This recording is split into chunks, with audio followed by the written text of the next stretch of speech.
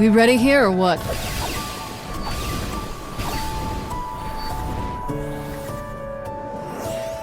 Oh, come on. Just die already.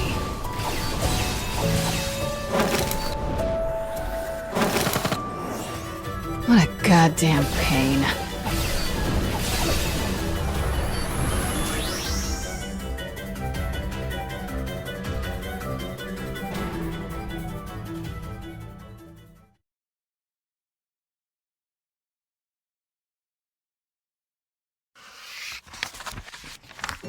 There is no light in this dark, cramped discipline chamber.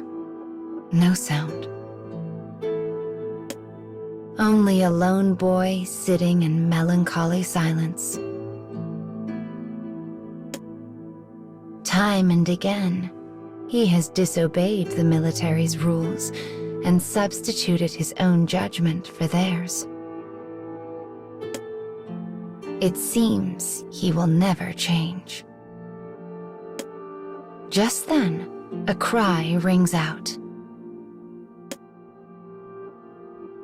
"Chow's here," calls a cheerful voice. It is his comrade from the squadron, bearing both a steaming dish of food and an innocent smile. He is one of the only people who bothers to speak to the unapproachable boy, and he does so without a hint of artifice or concern. The food-bearing soldier is honest, bright, and beloved by the rest of his squad mates, which is likely why he'd been assigned to monitor the discipline chamber. "Good to see you again," he says. "But golly, I sure hope this war ends soon." In fact, if I had one wish, it would be to bring peace to the entire world. The soldier's eyes glimmer as he talks. The boy responds with an uninterested grunt. What a stupid thing to say, he thinks. This world will never know peace. It's a fool's thought.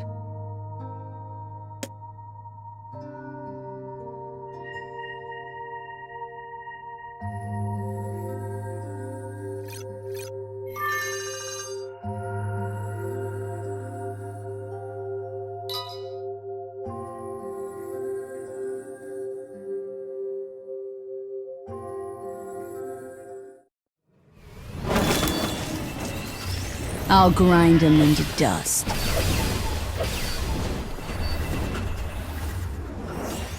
What a goddamn pain.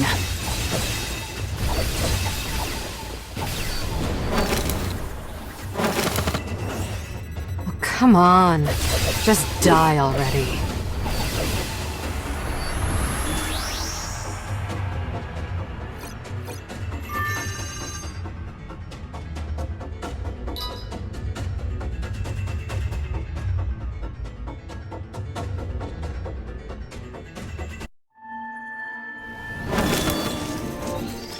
I'll grind him into dust.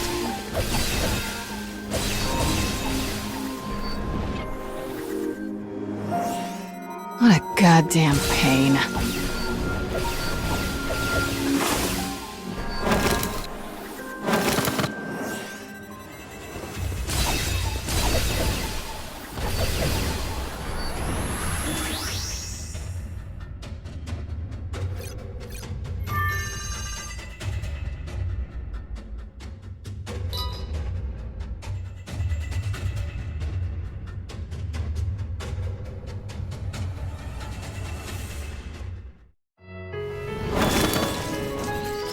Let's get this slaughter show on the road. Shut up! What a goddamn pain.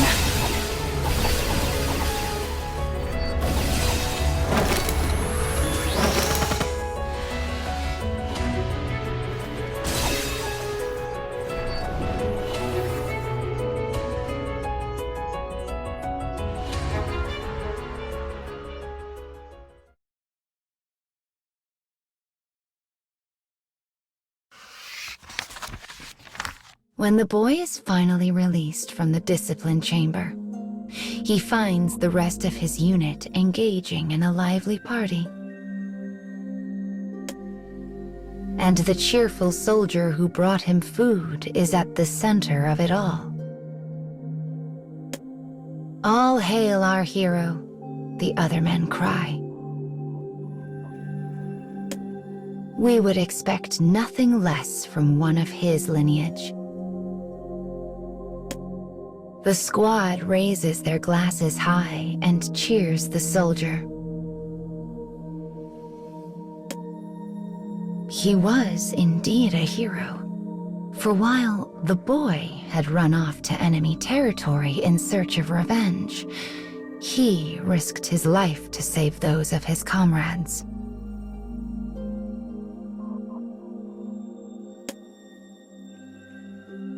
The soldier looks up and sees the boy staring at him. His smile widens as he begins to wave. The boy's hand waves back of its own accord before the mind behind it snaps back to reality and forces it down. No doubt this moment of weakness is because he is surrounded by such good cheer. His face turns a bright red at the folly of his actions. As he stares, the soldier makes his way through the various circles of conversation and approaches the boy. "Got plenty of food over there," he says, but this kind offer only raises the boy's ire. He is angry to see his comrade praised for saving lives. No, more than angry. He is enraged. "Fighting and dying for someone else is stupid," he hisses. The soldier falls silent. Finally, he manages to give the boy a small, troubled smile.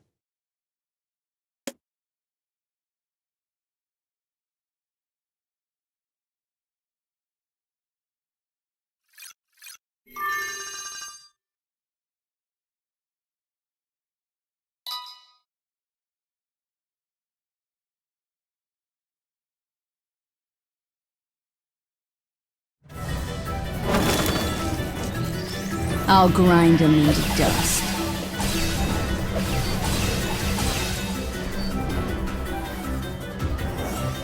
What a goddamn pain.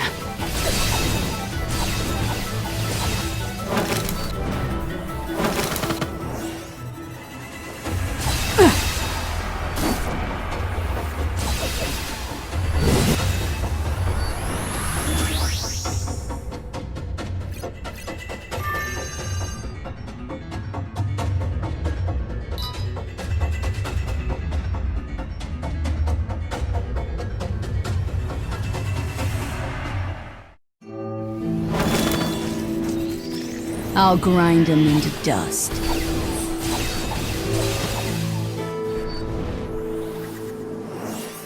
What a goddamn pain.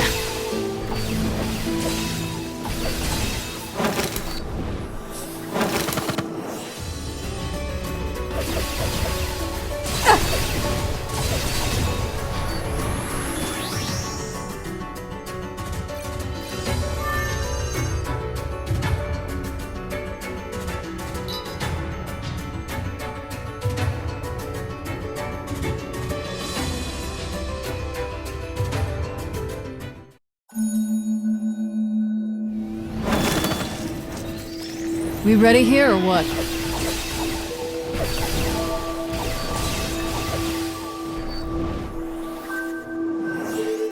Oh, come on. Just die already.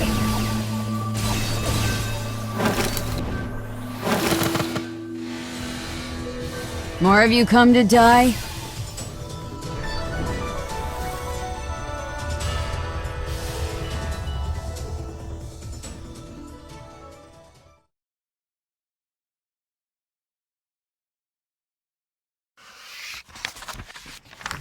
The boy is surrounded by enemies in the middle of a torrential downpour. Again, he has abandoned his orders and his squad mates and chosen to attack on his own. The sound and fury of the rain play to the strengths of the surrounding enemy, for he can only make out dim shadows in the dark. His foes tense, preparing to strike. But then... I've got you. The friendly soldier appears at his back, weapon in hand. The boy's fighting spirit suddenly blazes in his eyes. For the first time in their existence, the two fight with and for each other. Their enemies falter in the face of this furious attack, and soon abandon the fight altogether and flee into the dark. Proud of their victory, the boy breaks out into a sharp grin and turns to his companion, only to have a gout of red splash across his face. The other soldier has been pierced by a single bullet. Blood flows from the wound, mingling with the rain before painting the earth. Pale and shaking, the soldier slumps to the ground. "Why?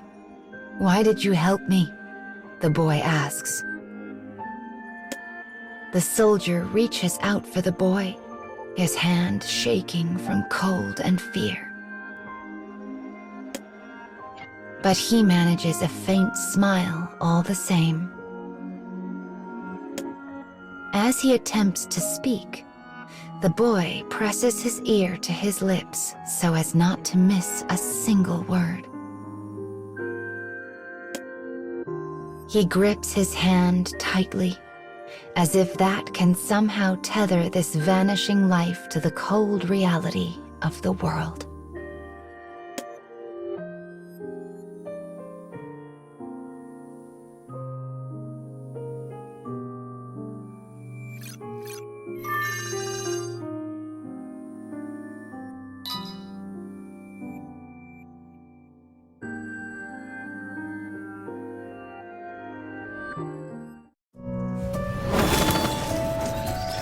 I'll grind him into dust.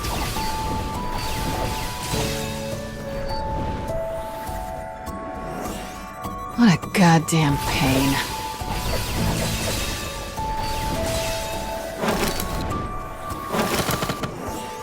More of you come to die?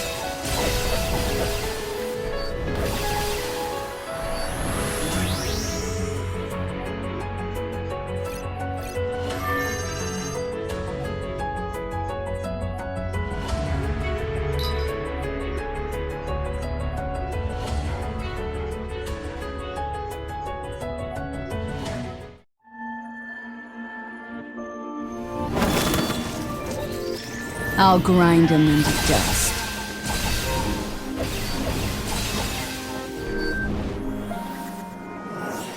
Oh, come on. Just die already.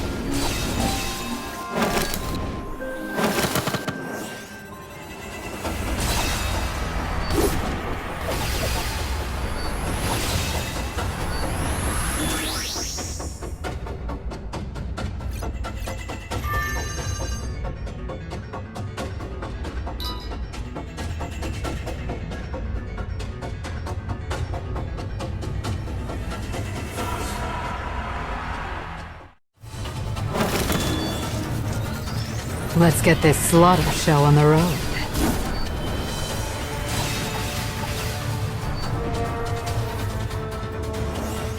More of you come to die?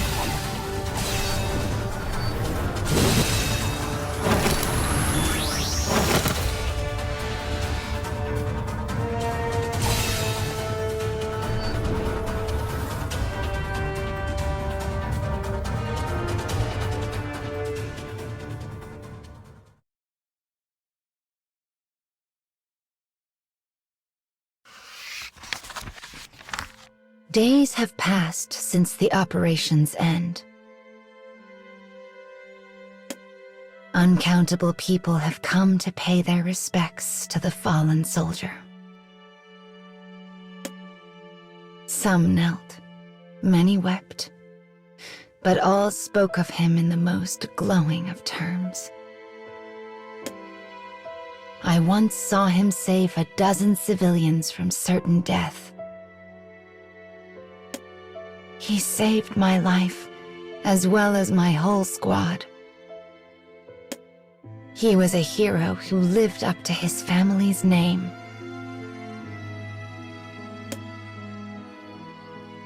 But the boy remembers what he said. The last words he ever spoke as his life left him in that falling rain. I hated fighting. I was always afraid. But I had to live up to my family's expectations. It was a confession of his true self, the one he had kept hidden for so very long. He asked the boy to keep his words a secret. And then, with blood still wet on his lips, he died. Now he can return home a hero.